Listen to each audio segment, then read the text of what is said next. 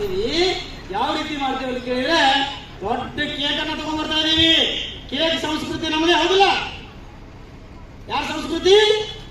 ಬಹಳಷ್ಟು ಜನರಿಗೆ ಗೊತ್ತೇ ಇಲ್ಲ, ಕೆಲವರಿಗೆ ಗೊತ್ತಿದೆ. ಕೇಕ್ ಕಟ್ ಮಾಡುವಂತ ಸಂಸ್ಕೃತಿ ನಮ್ಮದಲ್ಲ. ನಮ್ಮದು ಕೇಕ್ ಅನ್ನ ಇಟ್ಟು ಆ ದೀಪವನ್ನ ಯಾವುದು ಕ್ಯಾಂಡಲ್ ಅನ್ನ ಹಚ್ತೀವಲ್ಲ, ಮೇಣಬತ್ತಿಯನ್ನ ಹಚ್ಚಿ ಏನ್ ಮಾಡ್ತೀವಿ? ಆರಿಸ್ತೀವಿ, ಕತ್ಲನ್ನ ಮಾಡ್ತೀವಿ.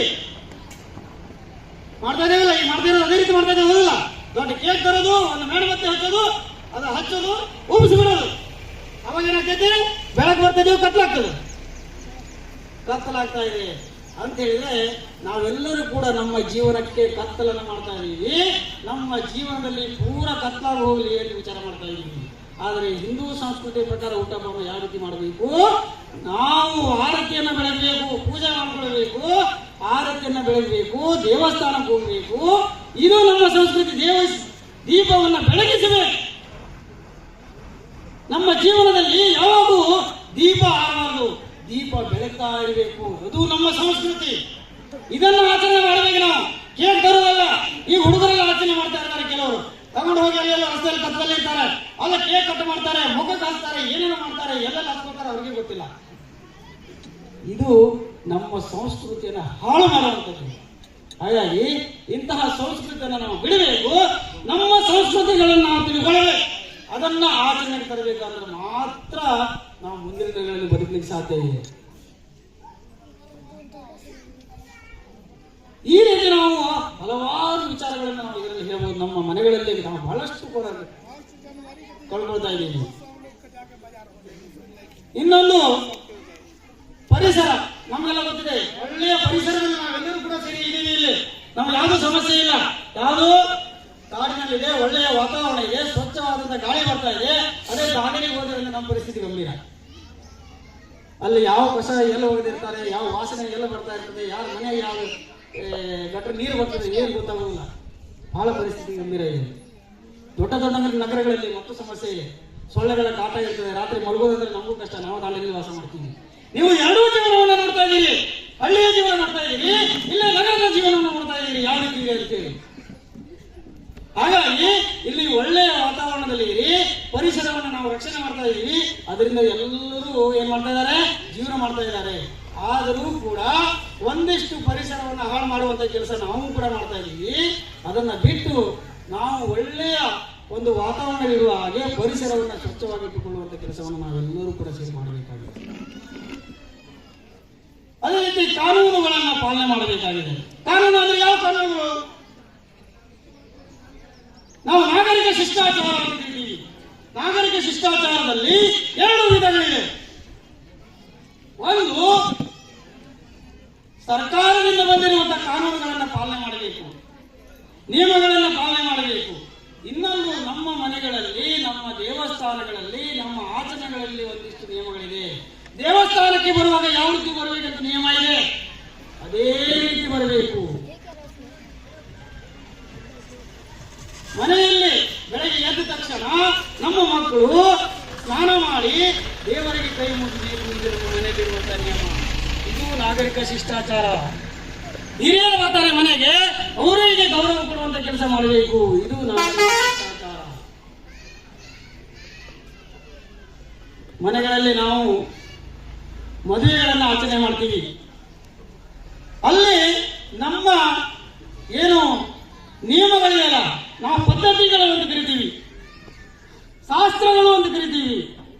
ಈಗ ಶಾಸ್ತ್ರಗಳು ಮದುವೆಗಳಲ್ಲಿ ಕಾಣ್ತಾ ಇಲ್ಲ. ಎಲ್ಲ ಶಾಸ್ತ್ರಗಳು ನೀವು ಮಾಡ್ಕೊಡ್ರಿ ಅಂತ ಹೇಳ್ತಾರೆ. ಅವಾಗ ಭಾವನಾತ್ಮಕ ಒಂದು ಸಂಬಂಧ ಇತ್ತು. ಒಂದು ಮದುವೆ ಅಂತ ಹೇಳಿದ್ರೆ ತಾಯಿಯ ಮನೆಯಲ್ಲಿ ಮಗಳು ಬಿಟ್ಟು ಹೋಗುವಂತಹ ಒಂದು ಭಾವನಾತ್ಮಕ ಸಂಬಂಧ. ಆ ದಿವಸ ಮಗಳು ಎಷ್ಟು ಕಣ್ಣೀರು ಹಾಕ್ತಿದ್ಲು, ತಾಯಿ ಎಷ್ಟು ಕಣ್ಣೀರು ಹಾಕ್ತಿದ್ಲು ನಮಗೆಲ್ಲ ಗೊತ್ತಿದೆ. ನಾವೆಲ್ಲ ಕೆಲವು ಕಣ್ಣು ಹಾಕಿ ಕಣ್ಣೀರು ಹಾಕಿ ಬಂದಿದ್ದೀವಿ. ಯಾಕಂತ ಕೇಳಿದ್ರೆ, ನಾನು ಗಂಡನ ಮನೆಗೆ ತಂದೆ ತಾಯಿನ ಬಿಟ್ಟು ಹೋಗ್ತಾ ಇದ್ದೀನಿ, ನನಗೆ ಎಷ್ಟು ದುಃಖ ಆಗ್ತಾ ಇದೆ, ಸಂತ ಆಗ್ತಾ ಇದೆ. ಇಷ್ಟು ವರ್ಷದಿಂದ ಎಲ್ಲಿ ಜೀವನ ಮಾಡ್ತಾ ಇದ್ದೆ, ಇನ್ನು ಮುಂದಿನ ಜೀವನ ಹೇಗಾಗ್ತದೆ, ಬೇರೆ ಊರಿಗೆ ಹೋಗ್ತಾ ಇದ್ದೀನಿ. ಅದು ಎಲ್ಲವನ್ನ ಮನನ ಮಾಡ್ಕೊಂಡು ಅಳ್ತಾ ಕಣ್ಣೀರು ಹಾಕ್ತಾ ಮದುವೆ ನಡೀತಾ ಇತ್ತು. ಈಗ ಏನಾಗ್ತಾ ಇದೆ ಮದುವೆ ಮನೆಗಳಲ್ಲಿ? ತಂದೆ ತಾಯಿ ಬರದೇ ಇದ್ರು ನಡೀತದೆ. ನಮಗೊಂದು ಡಿಜಿ ಒಂದು ಕೊಟ್ರೆ ಸಾಕು, ಗಂಡನ ಕುಣಿತಾರೆ, ಹೆಣ್ಣನ್ನು ಕುಣಿತಾಳೆ. ತಾಯಿ ಕಣ್ಣೀರ್ಬೇಕಾದ್ರೆ ಹಾಕ್ಲಿ, ತಂದೆ ಕಣ್ಣೀರು ಹಾಕ್ಲಿ, ಅಣ್ಣ ಕಣ್ಣೀರು ಹಾಕ್ಲಿ, ಅವ್ರು ಬಾಗ್ಲಿ ಬಿಡ್ಲಿ, ನಮ್ಗೆ ಏನು ಸಂಬಂಧ ಇಲ್ಲ. ನಮ್ಗೇನೋ ಡ್ಯಾನ್ಸ್ ಮಾಡ್ಲಿಕ್ಕೆ ಸಿಕ್ಕಿದ್ರೆ ಡ್ಯಾನ್ಸ್ ಮಾಡ್ತೀವಿ. ನಾನು ಬಹಳಷ್ಟು ಮದುವೆಗೆ ಹೋದಾಗ ಹೇಳ್ತೇನೆ, ಅಲ್ಲ ಇದು ಮದುವೆ ನಡೀತಾ ಇದೆಯೋ ಏನೋ ಮನೆ ಉದ್ಘಾಟನೆ ನಡೀತಾ ಇದೆ, ಮನೆ ಓಪನಿಂಗ್ ನಡೀತಾ ಇದೆ ಅಂತ ಹೇಳಿ. ಯಾಕಂತ ಕೇಳಿದ್ರೆ ಮನೆಯಲ್ಲಿ ಮದುವೆ ಸಂದರ್ಭದಲ್ಲಿ ಕಣ್ಣೀರು ಹಾಕೋದು ಸಹಜ, ಆದ್ರೆ ಈಗೆಲ್ಲ ಯಾರು ಕಣ್ಣೀರು ಹಾಕೋದಿಲ್ಲ, ಭಾವನೆಗಳೇ ಇಲ್ಲ. ಈ ಭಾವನೆ ಬರುವಂಥದ್ದನ್ನ ನಾವು ಮಕ್ಕಳಿಗೆ ಕಲಿಸಬೇಕು. ನಮ್ಮದು ನಮ್ಮದು ನಮ್ಮದು ನಮ್ಮದು, ನಮ್ಮ ಮಗಳು, ನನ್ನ ಅಮ್ಮ, ನನ್ನ ಅಪ್ಪ, ಇದು ಎಲ್ಲವನ್ನ ನಾವು ಕಲಿಬೇಕಾಗಿದೆ. ನಮ್ಮ ಮನೆಗಳಲ್ಲಿ ಈ ಭಾವನೆ ಬರ್ಬೇಕಂತ ಹೇಳಿದ್ರೆ ಅಮ್ಮ ಹೇಳೋದನ್ನು ಕಲಿಸಬೇಕು. ಮೊದಲು ನಾವು ಅಮ್ಮ ಹೇಳೋದನ್ನು ಕಲಿಸ್ತಾ ಇಲ್ಲ, ಏನ್ ಕಲಿಸ್ತಾ ಇದೀವಿ? ಮಮ್ಮಿ ಕಲಿಸ್ತಾ ಇದೀವಿ. ಮಮ್ಮಿ ಕಲಿಸಿದ್ರೆ ಏನು ಭಾವನೆ ಬರ್ತಿದ್ವಿ? ಡ್ಯಾಡಿ ಅಂತ ಹೇಳ್ತೀವಿ, ಡ್ಯಾಡಿ ಅಂದ್ರೆ ಏನು ಭಾವನೆ ಬರ್ತಿದ್ವಿ? ಅಮ್ಮ ಅಂದಾಗ ಭಾವನೆ ಬರುವುದು. ಆ ಭಾವನೆ ಬೆಳೆಸುವಂಥದ್ದು ಯಾರು? ಈಗ ಫ್ಯಾಷನ್. ಅಜ್ಜಂದಿರಿಗೆ ಮೊನ್ನೆ ಒಂದು ಊರಿಗೆ ಹೋಗಿದ್ದೆ. ಆ ಊರಿನಲ್ಲಿ ಆ ಅಜ್ಜಿಗೆ ಡ್ಯಾಡಿ ಅಂತ ಹೇಳಿದ್ರೆ ಆ ಅಜ್ಜಿಗೆ ಬರುವುದಿಲ್ಲ, ಇಂಗ್ಲಿಷ್ ಶಬ್ದ. ಡಾಮ್ ಡಾಮ್ ಡಾಮ್ ಡಾಮ್ ಅಂತಾರ ಅಜ್ಜಿ. ಏನ್ ಹೇಳ್ಕೊಡ್ಬೇಕಾಗಿತ್ತು? ಡ್ಯಾಡಿ ಅಂತ ಹೇಳ್ಬೇಕಾಗಿತ್ತು. ಡಾಮ್ ಡಾಮ್ ಡಾಮ್ ಡಾಮ್ ಅಂತಾರೆ. ಯಾಕೆ ಬೇಕಾಗಿತ್ತು? ಅಪ್ಪ ಅಂತ ಹೇಳ್ತಾರೆ ಅಂತ ಹೇಳಿದ್ರೆ ಅವಲಾಗಿತ್ತ? ಇಷ್ಟೇ ಈಸಿ ಇರುವಂಥದ್ದು. ಅಪ್ಪ ಅಂತ ಹೇಳ್ಕೊಡ್ಲಿಕ್ಕೆ ಏನು ಕಷ್ಟ? ಇದು ನಮ್ಮ ವಿಕೃತಿ. ಅಮ್ಮ ಅಂತ ಕರೆಯೋದಿಲ್ಲ, ಡ್ಯಾಡಿ ಡ್ಯಾಡಿ. ಯಾರು ಕಲಿಸೋರು? ಯಾರಿಗನ ಯಾರು ಕಲಿಸ್ತಾರೆ? ನಮ್ಮ ಮನೆಯಲ್ಲಿರುವಂತ ಹಿರಿಯರು. ನಮ್ಮ ಹಿರಿಯರು ಏನ್ ಕಲಿಸಬೇಕಾಗಿತ್ತು? ಅಜ್ಜ ಅಜ್ಜಿನೇ ಕಲಿಸ್ತಾರೆ. ಮೊದಲು ಕಲಿಸೋದು ಅಜ್ಜ ಅಜ್ಜಿನೇ. ಯಾರ ಮನೆಯಲ್ಲಿ ಅಜ್ಜ ಅಜ್ಜಿ ಇದ್ದಾರೆ ಅವರೇ ಕಲಿಸ್ಬೇಕು, ಅವರೇ ಮೊಮ್ಮಕ್ಕಳ ಜೊತೆಗಿರ್ತಾರೆ, ಅವರು ಒಳ್ಳೆಯ ಸಂಸ್ಕಾರವನ್ನು ಕಲಿಸಬೇಕು. ಎಂಥದ್ದು ಕಲಿ? ಅಮ್ಮ ಅಂತ ಹೇಳು, ಅಪ್ಪ ಅಂತ ಕರಿ, ಮಾಮ ಅಂತ ಕರಿ, ಅಜ್ಜ ಅಂತ ಕರಿ. ಅಥವಾ ಮರಾಠಿಯಲ್ಲಿ ಏನ್ ಹೇಳ್ತೀವಿ ಮರಾಠಿ ಒಳಗೆ ಹೇಳ್ರಿ, ಕನ್ನಡದಲ್ಲಿ ಹೇಳ್ತೀವಿ ಕನ್ನಡದವ್ರು ಹೇಳ್ರಿ, ಕೊಂಕಣಿ ಒಳಗೆ ಏನೇ ಹೇಳ್ತಾರೆ ಆ ಭಾಷೆಯಲ್ಲಿ ಕಳಿಸ್ರಿ ಅಪ್ಪ ಅಮ್ಮ ಹೇಳೋದನ್ನ. ಅದನ್ನು ಬಿಟ್ಕೊಂಡು ನಾವು ಇಂಗ್ಲಿಷ್ ಸಂಸ್ಕೃತಿಯನ್ನು ಕಲೀಲಿಕ್ಕೆ ಹೋದ್ರೆ ಏನಾಗ್ತದೆ? ನಮ್ಮ ಸಂಸ್ಕೃತಿಯನ್ನು ಮರಿತೀವಿ, ನಮ್ಮ ಆತ್ಮೀಯತೆಯನ್ನು ಕಲಿತೀವಿ, ಅಮ್ಮ ಹೇಳೋದನ್ನೇ ಮರೆತು ಬಿಡ್ತೀವಿ. ಅದಕ್ಕೋಸ್ಕರ ನಮ್ಮ ಭಾರತ ಮಾತೆಯ ಪರಿಸ್ಥಿತಿ ಈ ರೀತಿಯಾಗಿದೆ. ನಾವು ಇಂಡಿಯಾ ಇಂಡಿಯಾ ಅಂತೀವಿ. ಇಂಡಿಯಾ ಅಂತ ಹೇಳಿದ್ರೆ ಯಾರಿಗೂ ಏನೋ ಭಾವನೆ ಬರೋದಿಲ್ಲ, ಇಂಡಿಯಾ ಅದು. ಅದೇ ಭಾರತ ಮಾತೆ ಎಂದಾಗ ನಾವು ಹಿಡಿತನ ಬರ್ತದೆ. ಭಾರತ ಮಾತೆ ಏನು? ತಾಯಿಯ ಸ್ಥಾನ ಬಂದಲ್ಲಿ ತಾಯಿಯ ಗೌರವ ಸಿಗ್ತದೆ. ಅದನ್ನ ರಕ್ಷಣೆ ಮಾಡ್ಲಿಕ್ಕೆ ನಿಲ್ತೀವಿ. ಇಲ್ಲೆಲ್ಲ ಸೈನಿಕರಿದ್ದಾರೆ, ನಮ್ಮೆಲ್ಲ ಗೊತ್ತಿದೆ. 6-7 ಜನ ಸೈನಿಕರು ನಿಮ್ಮ ಊರಿಂದ ಹೋಗಿದ್ದಾರೆ ಬಡ ಕಾಣಿಸ್ಕೊಳ್ಳೋದ್ರಿಂದ. ಅವ್ರು ಎಷ್ಟು ಕಷ್ಟ ಪಡ್ತಾ ಇದ್ದಾರೆ ಭಾರತ ಮಾತೆಗೋಸ್ಕರ ನಮ್ಗೆ ಗೊತ್ತುಂಟ? ಹಗಲು ರಾತ್ರಿ ಕೆಲಸ ಮಾಡ್ತಾ ಇರ್ತಾರೆ ನಮಗೋಸ್ಕರ. ನಾವು ನೋಡಿದ್ರೆ ಇಲ್ಲಿ ಏನ್ ಮಾಡ್ತಾ ಇದ್ದೀವಿ? ಭಾರತ ಮಾತೆಗೆ ಕೆಟ್ಟ ಹೆಸರು ಬರುವ ಕೆಲಸವನ್ನು ನಾವು ಮಾಡ್ತಾ ಇರ್ತೀವಿ. ನಮ್ಗೆ ಅವರು ಕಾಯ್ತಾ ಇದ್ದಾರೆ, ನಾವು ಆರಾಮಿದ್ದೀವಿ, ನಾವು ಏನ್ ಬೇಕಾದ್ರೂ ಮಾಡ್ಬೋದು ಅಂತ ತಿಳ್ಕೊಂಡ್ಬಿಟ್ಟಿದೀವಿ. ನಾವು ಬೇಕಾಬಿಟ್ಟು ನೋಡ್ಕೊಳ್ತಾ ಇದ್ದೀವಿ.